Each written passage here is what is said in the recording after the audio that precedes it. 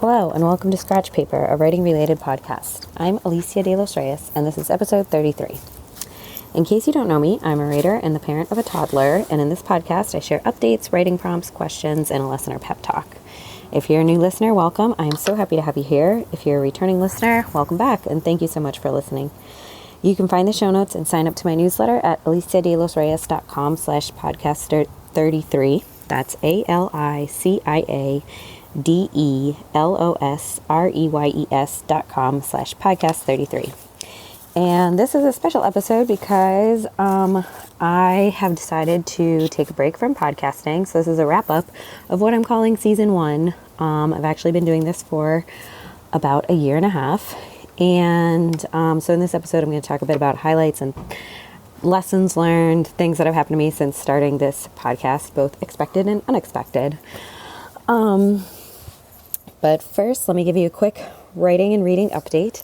So right now I'm reading a book called Miss Scarlet's School of Patternless Sewing, which I've actually read before. It's by Kathy Cano-Murillo, and she's also known online as the Crafty Chica, and I absolutely love her. She was one of the first craft bloggers who ever was a craft blogger, and I found her when I was in high school, when I was like 14, and so 16 years later, I am still a huge fan. 17 years later, I'm still a huge fan of hers, and the book is just a really fun story about a girl named Scarlet, or a woman named Scarlet, who's trying to find her way as a fashion designer.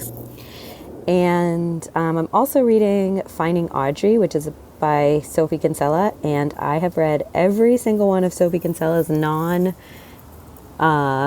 shopaholics books. I've read a couple of those, but I haven't read all of them. And this is the only one I haven't read yet. So I happened to find it in a little free library yesterday, and I'm really excited to be reading it. So that's what I'm reading right now, 2 really fun books. Writing-wise, I still have my novel manuscript, Wait, which is about a psychic named Leah who is helping an evangelical family whose foster daughter has stopped talking. That is out on submission. So my agent has sent it out to a few publishers, and we're waiting to hear back from them. And if you want to find out what happens with that novel, please sign up for my newsletter.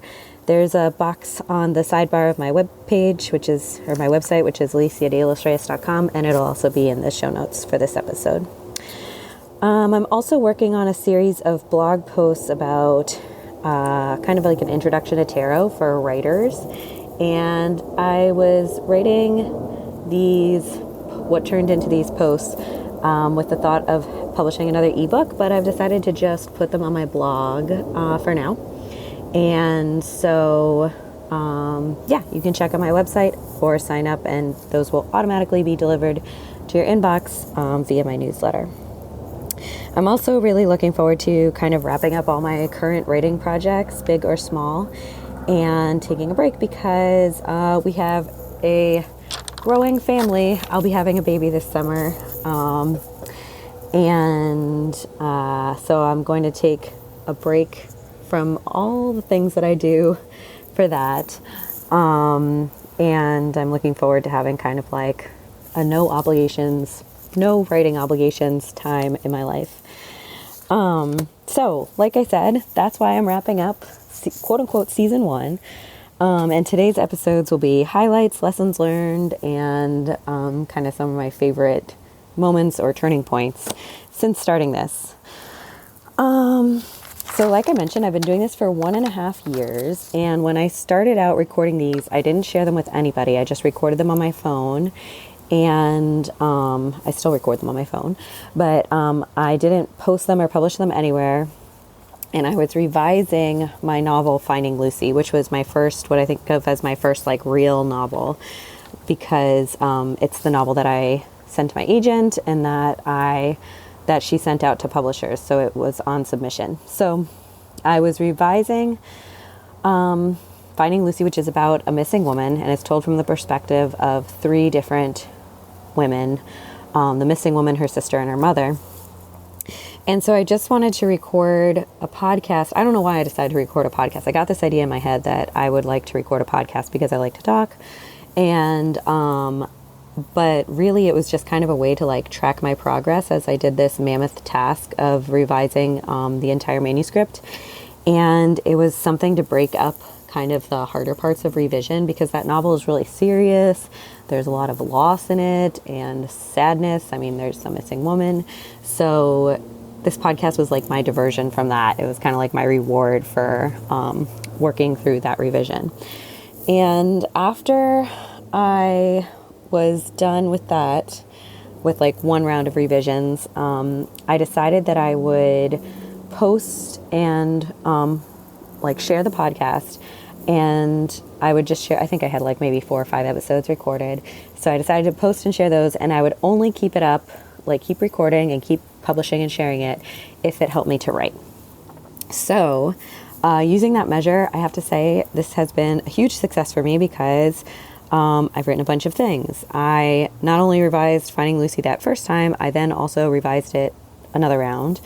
I wrote my next novel, which is the one that's out on submission right now, Wait. And then I revised Wait also. And I also self-published another writing guide called Suck It Up and Revise. And instead of putting it on Amazon like I've done with my other writing guides, I decided to make it the giveaway thing for people who sign up to my newsletter. So if you'd like a copy, you can sign up to my newsletter. I've been meaning to do this for ages, and so both I think the deadline of taking a break from the podcast and having like a podcast already in place that combination got me to finally do it. So like I said, this is totally a success for me. It has helped me write. It's helped me in a lot of different ways. I feel like I have a bit of an audience now, like people who listen to my podcast and tell me, mention it to me on Instagram, makes me feel really good. I've connected with other like-minded folks. I've found some other podcasts that I like, and people who I follow on social media whose like writing and kind of style appeals to me. It also gave me a fun way to share my work, and this is like one of the first times I felt like quote-unquote marketing has been like fun and beneficial to me. Like, it's helped me. It also helped me, having this podcast has definitely helped me reflect on my process, and also to get through some of the like ups and downs of writing, which usually I would just process by myself or by journaling or by like talking to my husband, who is very understanding, but I'm sure is also totally sick of hearing about the ups and downs of writing, because there's so many. So finding like a like-minded writing community where everybody's kind of going through these same things has been really helpful to me. I have to say that my biggest turning point, and I would not have expected this, my biggest turning point in this past year and a half was sending out Finding Lucy, that very first novel about the missing woman, and having it be rejected by everywhere that it went out to. So it was actually rejected in kind of 2 separate phases. First, my agent sent it out to a bunch of publishers, and they all said the same feedback, which was that the 3 perspectives sounded too similar. So with that in mind, I then revised it, and it took me like many months to rewrite all those different perspectives. But thankfully I didn't really have to change the plot. But so I rewrote it over the course of maybe a year. And this was around the same time that I had my little guy, our son, who is now 2.5 years old. And so then my agent sent it out again. And this time I was like really ready for it to be published. I mean, at this point, I think I'd put in like 5 years of work into this novel. And unfortunately, it was rejected by all the publishers again. So that was a huge, massive bummer. And I remember saying at the outset, like, if this novel gets rejected, I will just be totally downtrodden and devastated. And I was really bummed, but I started writing a new novel in the meantime, and I've really enjoyed writing that novel. It's Wait. And I think that going through that experience and kind of talking about it on here and sharing how it all worked made me not only feel better about everything, but also made me just feel like a writer. Because I have now been through what I think of as like, the worst possible rejection. Like my baby got rejected, not my literal baby, my writing baby got rejected. And I still am writing and still, sharing my work and finding folks who are interested in hearing about it or, so that turned into a really positive thing and gave me a lot more confidence. And I think also kind of like more even keeled attitude going into this new round of submissions with a new novel, because now I know that if this novel gets rejected, yes, it will be a total bummer. I will be very unhappy, but I will still, knock on wood, be able to write. And I won't like lose my mojo. I won't like totally lose my drive to be a writer. So that was a really positive thing.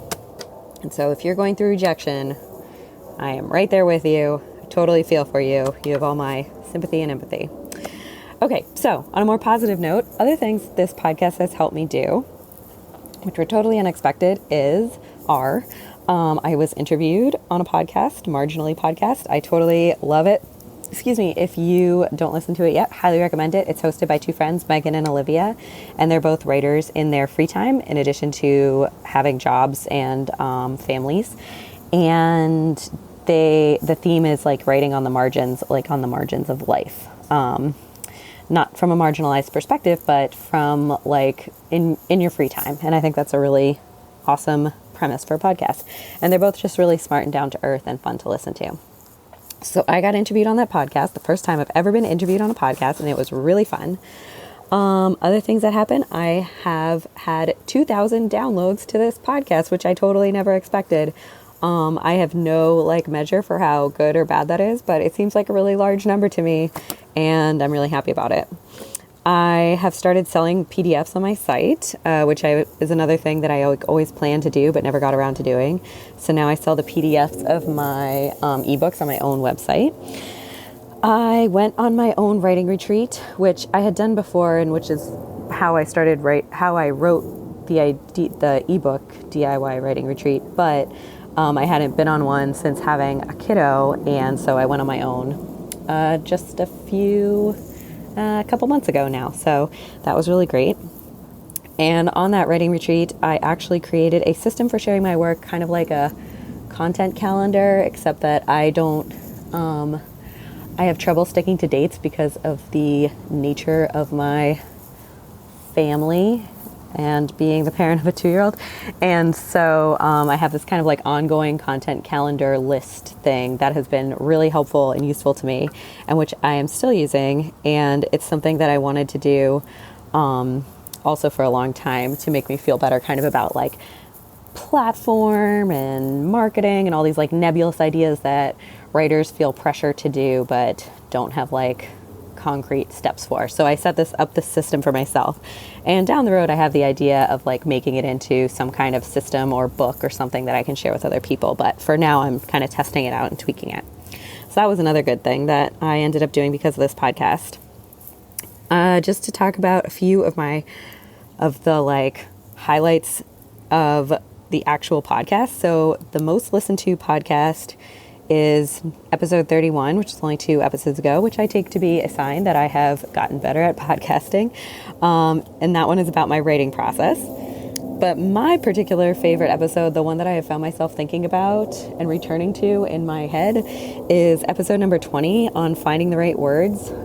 This idea that like you can create the mood and voice of your story and like set the scene. I just think it's like a very concrete, tangible idea that will make your writing better and that I have like found to be helpful. And it's not something that I had come across in other like writing advice. So that's my favorite episode that I recorded. My favorite essay that I read this year from all the reading that I did was called The Snarling Girl by Elisa Albert, which you can find online. It's all about women and ambition, and I think it's totally amazing.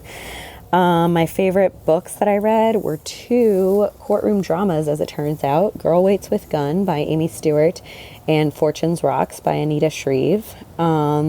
the court scene there's a scene where she actually finally goes to court that like literally gave me shivers in Fortune's Rocks, and I think about it all the time. And Girl Waits with the Gun is just a really like delightful, funny, also true historical novel based on true events. Yeah, those were two great books that I read. And I also really liked reading Eleanor Lippman this past year and a half. I had a lot of trouble after having a kid with like reading anything depressing or serious, which seems to be like pretty much every book.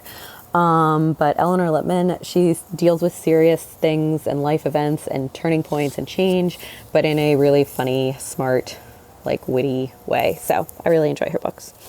And my favorite TV that I've watched since starting this podcast is Girl Boss, which was on Netflix. And I just found it it's about Sophia Amoruso, who created and owned Nasty Gal. And yeah, I was totally into it.